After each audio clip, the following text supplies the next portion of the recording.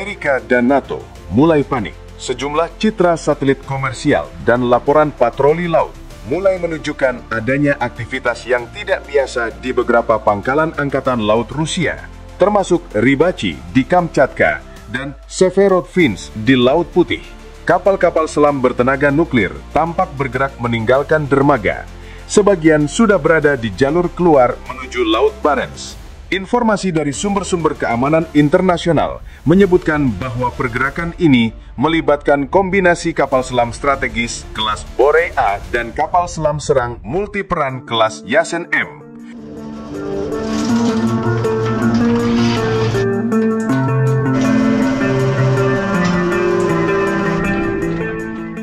Dua tipe kapal selam paling modern yang dimiliki Rusia saat ini.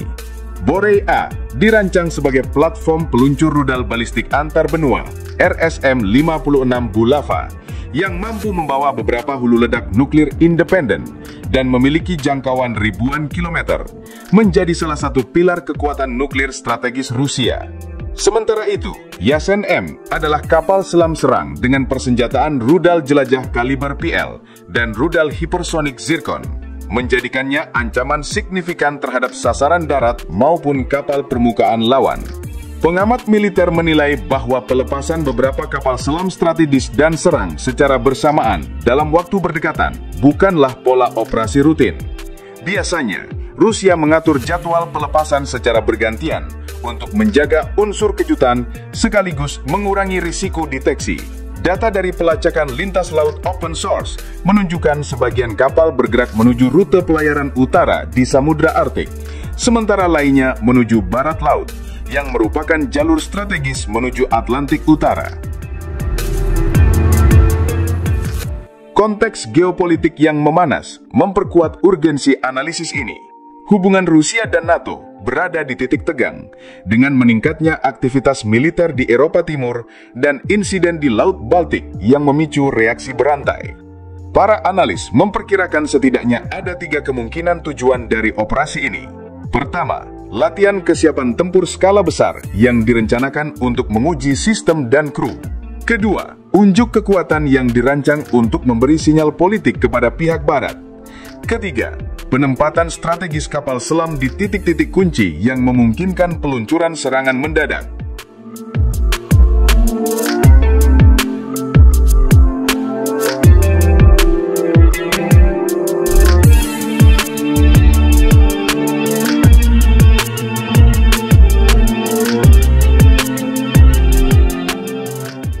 Skenario ketiga mendapat perhatian serius karena menempatkan kapal selam dalam posisi siap tembak, sekaligus memperumit deteksi dini oleh NATO.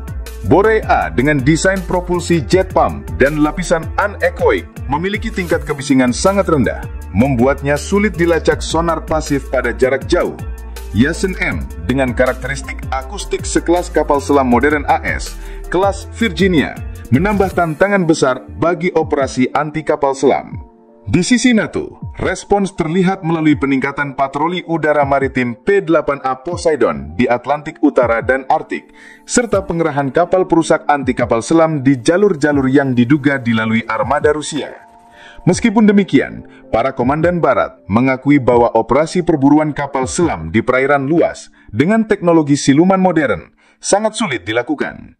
Penempatan kapal selam strategis di masa damai memang lazim digunakan sebagai bentuk deterrence patrol atau patroli pencegahan.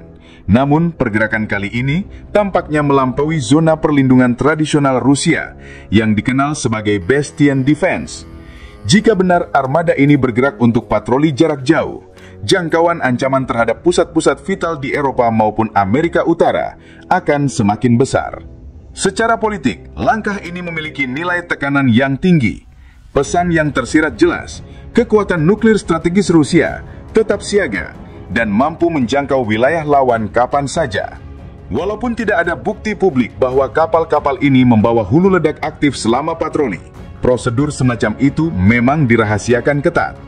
Laporan intelijen juga menyebutkan bahwa pergerakan ini bertepatan dengan rotasi kru dan pengujian sistem peluncur yang sudah dijadwalkan. Namun, waktunya yang bersamaan dengan ketegangan internasional menimbulkan interpretasi beragam. Di pihak Barat, setiap aktivitas kapal selam strategis selalu dipantau secara intensif karena kesalahan penilaian bisa mengakibatkan eskalasi yang tidak diinginkan.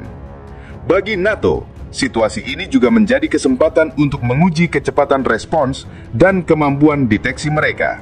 Bagi Rusia, reaksi lawan menjadi data berharga untuk perencanaan operasi di masa depan. Namun respons yang terlalu cepat dan agresif beresiko memicu insiden di laut, bahkan di wilayah netral. Inilah dinamika permainan strategi bawah laut yang penuh perhitungan. Setiap langkah memiliki implikasi teknis, militer, dan politik yang luas. Hingga kini, Moskow belum memberikan penjelasan rinci. Kementerian Pertahanan Rusia hanya menyatakan bahwa Angkatan Laut bertindak sesuai rencana latihan dan kebutuhan pertahanan negara. Terlepas dari alasan resminya, pergerakan serentak armada kapal selam strategis di tengah iklim geopolitik yang tegang adalah sinyal yang sulit diabaikan. Bagi pengamat militer, ini bukan hanya tentang patroli rutin, tetapi bagian dari gambaran besar keseimbangan kekuatan global yang terus berubah. Yang jadi pertanyaannya, mengapa Barat begitu khawatir terhadap kapal selam Rusia?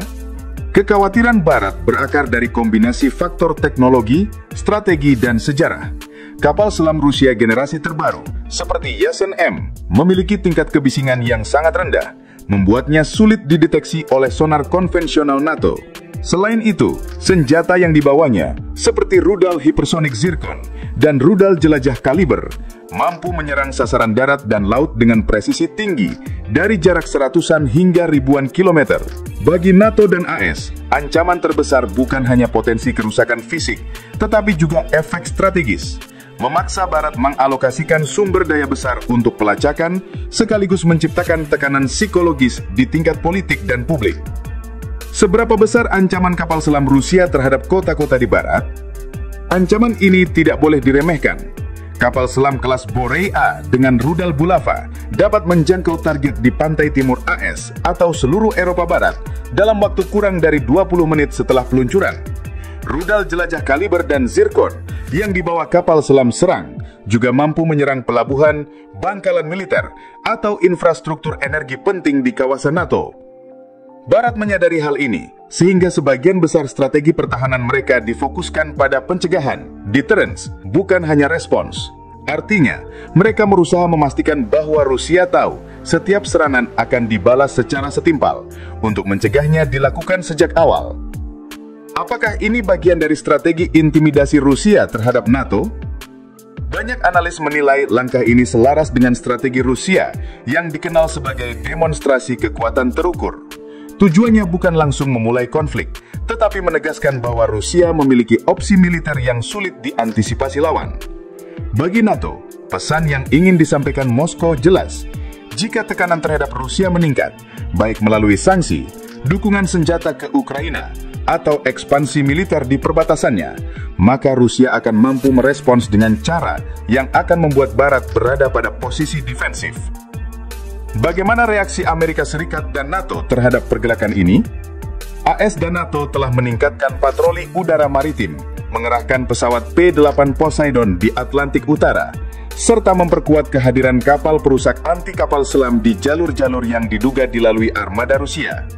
Bagi NATO, mendeteksi kapal selam Rusia di laut dalam adalah prioritas tinggi, karena posisi mereka yang strategis dapat mempersingkat waktu serangan rudal balistik ke target di Eropa atau Amerika Utara menjadi hanya belasan menit saja.